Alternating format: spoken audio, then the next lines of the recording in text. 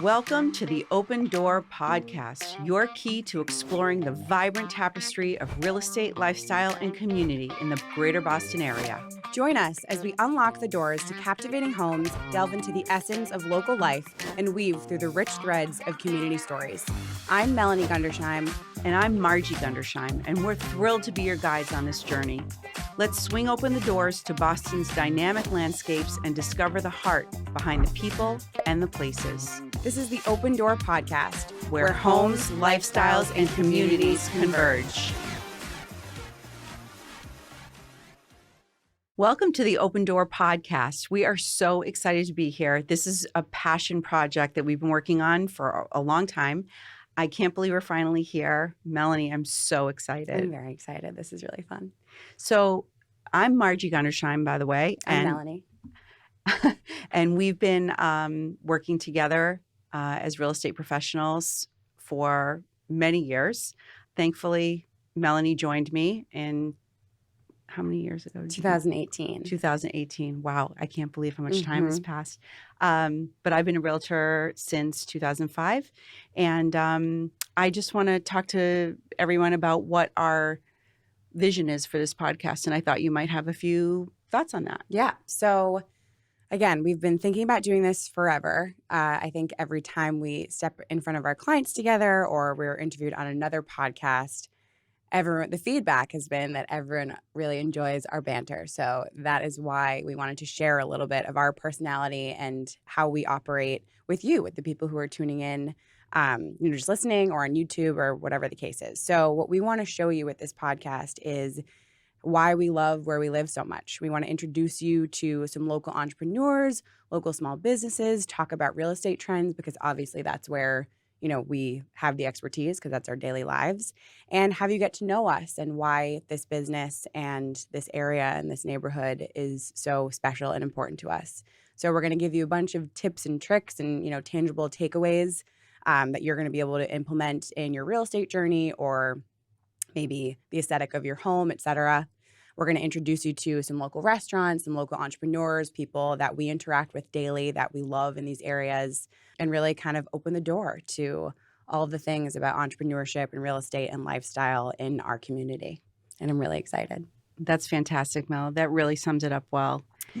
Tell me what you were first thinking when you were in college and we talked about real estate. I was thinking, I don't want to talk about this and please leave me alone. I graduated from Penn State University in 2018. And when I first got there, I went into school for speech pathology. My sister was a nurse, so she was in the science world, and she is, one of my heroes. And I wanted to always, my whole life, wanted to just be like my big sister. So I thought I would give something like that a try, and I took my first anatomy class, and it was not for me. Not even didn't go well. Nope, didn't go well. It was just not the right fit. And you were always on my butt about getting into real estate, and I think at that age, I needed to figure it out for myself. And there's the 18, 19-year-olds. You want to rebel from your parents a little bit and really just figure out your own path. Do whatever the opposite correct, is that they're asking you to do. Exactly. Mm-hmm. Yep, I remember. So I tried to do that. And when it came time to actually declare a major and really figure it out, I remember either calling you or texting you and saying, I have this amazing idea. I think I should just give real estate a try. And you were thrilled. And you played it cool. You were like, oh, that sounds great, and I'm sure inside you were very excited. But then I graduated, got my license, and have not looked back. And here we are, and it's the perfect career fit for me. I can't really see myself doing anything else, and I have no plans to. Lucky for both of us. Well, it was really interesting because I used to drag you around to open houses as a child all the time before I was in real estate because I just always loved real estate. I don't know if I ever told you this, but I tried to FSBO our first house that you grew up in. In Brooklyn? Yes. Wow. I never told you that? No, I didn't know that. So for those of you that might not know, FSBO means for sale by owner. And I had this great idea that I loved open houses so much and I loved real estate so much. And I said to Dad, I'm going to FISBO this house. And so I cleaned the house inside and out, and I staged it with whatever we had in the house, and I posted it in the Boston Globe. And Wow, Mom. yes, I Good never for told you you. this. No. And I held open houses, and he would take you out, you and Jillian, so that the house would be empty and clean.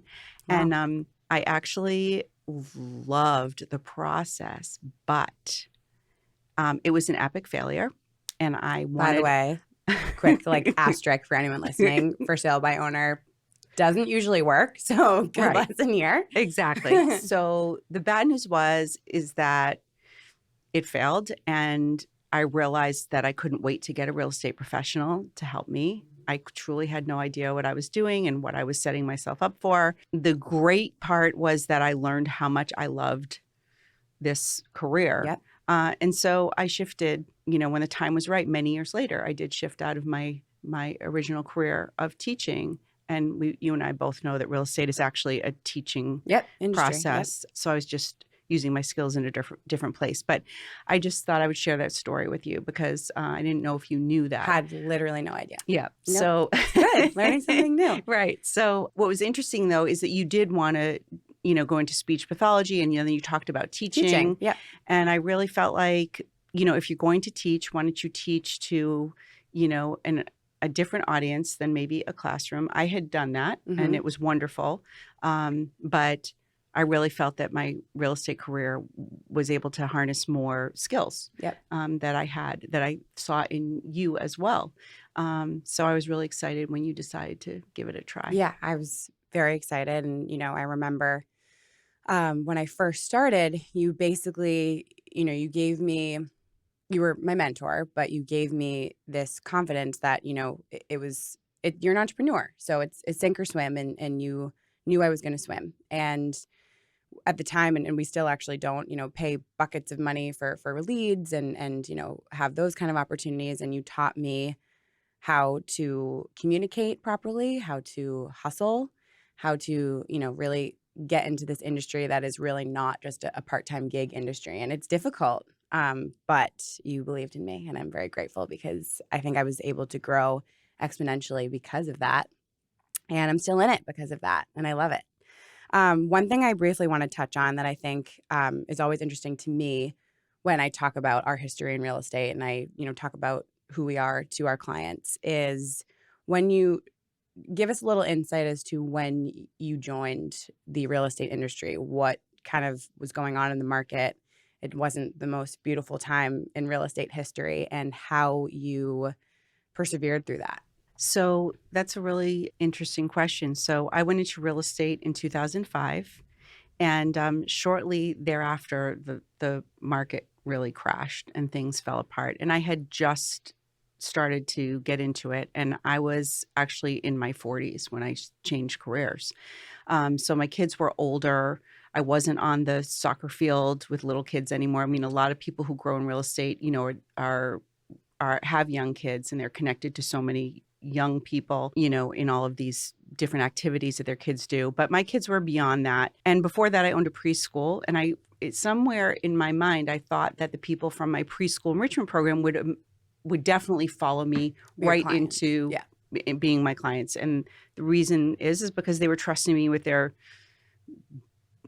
biggest asset, which was their children. Right. And to me, it was a natural segue. Transfer over. But it didn't happen.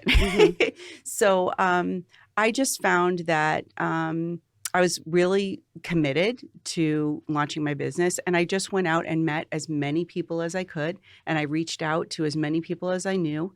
And I just started doing open houses for other realtors. And a lot of my clients came from open houses at the beginning because they weren't looking for, they were looking for property, but didn't have a real estate professional they were working with yet. So I just stuck to it, and I was committed to that process. That was the only thing that was going to help me at that point. There was no social media. There was no Instagram or Facebook or anything like that going on. So that is how I persevered. And you did. Yeah. So thank you for sharing that. I think that was also a big inspiration for me when I got into it, was to see you the cream rises, right? So you had to put all this work in during a really tumultuous time. We had a lot of personal stuff going on with the family, the home renovation. It was a really crazy time where you gave up stable income to then become an entrepreneur. So I saw it happen in front of my face, and that was very inspiring to me, as a kid and as a young adult, a young woman. And then you believed in me to put my feet in and do it. So I jumped right ahead. And as we move through and get to know all of you and you get to know us through this podcast, we're going to share more stories and intricacies about who we are in this business, et cetera. But that is just a quick little look into why we're here and why we're doing this. And we're really excited to share that with you. So in closing, it's so nice to have you all listening. We have so much gratitude if you took the couple minutes to listen to us and to get to know us. We're excited to have you tune in every single week to listen to what we have to say about our community and about our industry. And if you want to follow for more, I have a lot of content on my Instagram at the Melanie Gundersheim. And Mom, you want to share where everyone can find you? You can't really find me too well yet, but you will be able to find me at Margie Gundersheim. We're so excited to see you guys soon. Thanks. And that's a wrap on today's adventure with the Open Door podcast. Thank you for letting us share the beauty of Boston and our communities with you. If any of these stories or information has resonated, please subscribe to our podcast on YouTube, Spotify, or wherever you may listen, and join us on Instagram for a daily dose of valuable information and warmth. From Melanie and Margie Gundersheim, a huge thank you for spending your time with us here. Until next time.